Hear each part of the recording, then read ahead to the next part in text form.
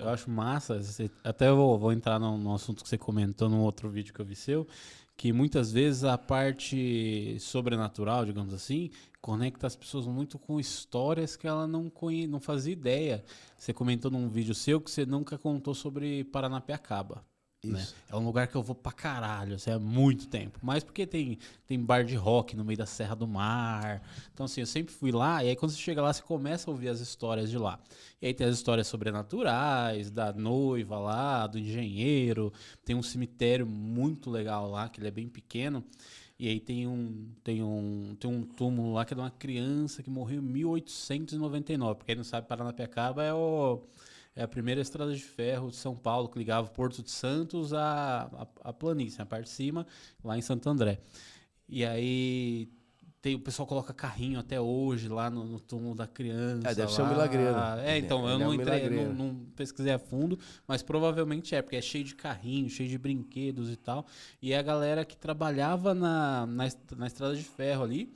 E aí, você conhecendo um pouco mais da cidade, tirando a parte sobrenatural, você começa a entender, tipo, lá, por que o pessoal gosta tanto de lá? Lá foi onde Charles Miller montou o primeiro campo em tamanho oficial do Brasil. Então, as primeiras bolas de futebol oficiais chegaram por ali.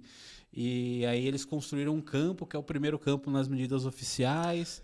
E aí, você vai pesquisar a história. Em 1925, o time da Ferrovia chamou o Corinthians para jogar lá. O Corinthians foi jogar lá e perdeu. O Corinthians sempre decepcionando a gente. Sempre representando. Sempre representando muito bem o nosso sofrimento. E aí você começa a ver as histórias, acidente que teve na ferrovia lá e tal, que até hoje tem um relógio, que é tipo aquele relógio de Londres, porque é uma vila inglesa, e o número 4 do relógio não é IV, que é tudo em algarismo romano, mas o 4 não é IV, são 4 Is. Porque teve um acidente lá em 1930, por aí, que foi porque o maquinista ele se confundiu com o horário do relógio, que ele viu de longe, ele não sabia se era 4 ou se era 5. E aí tiraram o V e colocaram. E aí esse maquinista e o ajudante estão enterrados no cemitério. E aí começa a envolver um monte de coisa pra caralho, Cara, assim. o cemitério é o maior repositório de histórias que a gente tem. Por isso que eu falo de cemitério. Eu acho do caralho o cemitério. Porque o cara fala, porra, lógico que é legal a parte sobrenatural, a parte mística, mas essa é uma experiência. Essa é uma experiência só de quem. É pessoal. Essa né? é pessoal. Essa é O muito que é pessoal. de todo mundo. Cara, o cemitério guarda pra mim os maiores valores que uma cidade pode ter, que são as pessoas, cara. Que é quem construiu. E não tô falando só dos notórios. Tô falando, da minha tiazinha, do seu avô, da minha mãe, do não sei o quê. De quem, na verdade, ajudou a construir. Porque todo mundo ajudou a construir. Todo mundo faz parte do todo. Todo mundo tem uma história ali. Todo mundo tem uma história importante para construir uma sociedade, mesmo não sendo histórias conhecidas de todos. Então, eu sempre falo, é isso que você falou, cara, o cemitério é um repositório de história. Você vai visitar o túmulo do cara, você lembra de um acidente de trem, do trem do trem que transitava na estação, que servia de primeiro ponto de entreposto de vazão, que escoava a produção agrícola do Brasil para Santos. Olha da onde você começa a puxar um fio de histórias. E aí você chega longe pra caralho. Você chega longe pra caralho, porque você tá lá diante. E, pô, você faz isso, por exemplo, com jovens que estão começando a estudar. Primeiro que a gente não estuda as histórias da cidade. Primeiro que a gente estuda a história da Grécia, mas não estuda a cidade de São Paulo. Egito, a puta que pariu, e não estuda o São Paulo. Por exemplo, São Paulo tem um herói aqui chamado Chaguinhas, que ninguém estuda o Chaguinhas, cara. Ninguém conhece, cara, Chaguinhas. Eu já devo ter ouvido falar alguma coisa, mas eu não... É que a gente não para de falar de Chaguinhas, pra ver se a galera pega. Mas, pô, Chaguinhas, cara, era um... O bairro da Liberdade chama Liberdade por causa do Chaguinhas. Ah, é? É. Ah, Chaguinhas... Pra mim tinha a ver com...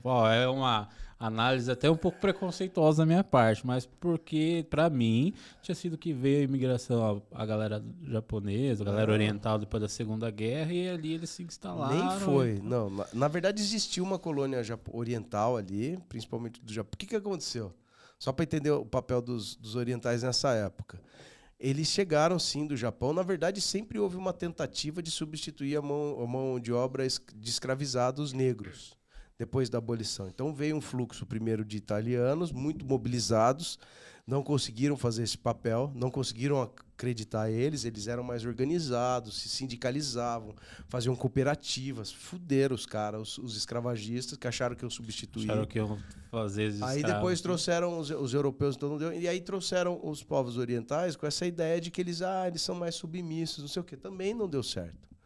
Porque não adianta, cara, ou você escraviza na força, e não que os negros fossem submissos, nunca foram, mas é que se impingir uma força, uma violência contra essas populações. Né? Não, violência. É o único jeito de escravizar alguém é na violência.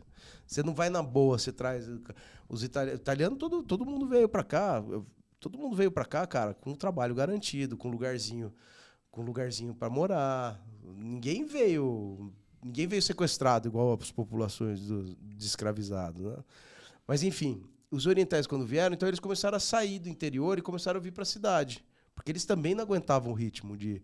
Ninguém aguentava, cara, 16 horas de lavoura, entendeu? Foda-se. E eles começaram a se organizar na parte mais baixa da Liberdade. Então existia, sim, alguma coisa, mas quando que o bairro da Liberdade vira Liberdade como a gente vê? Esteticamente, arquitetonicamente. Só no final dos anos 60, comecinho dos anos 70, que é uma visita do imperador do Japão ao Brasil. Se eu não me engano, o Adhemar de Barros fala, porra, vamos transformar em Chinatown, tipo Chinatown, a Liberdade? Chinatown é chinês, né? É mais um bairro chinês. Sim. A ideia é mais essa, né? O recorte oriental é chinês, em Nova York. Vamos fazer algo parecido em São Paulo? E eles fazem isso, perto dos anos 70, 40 anos.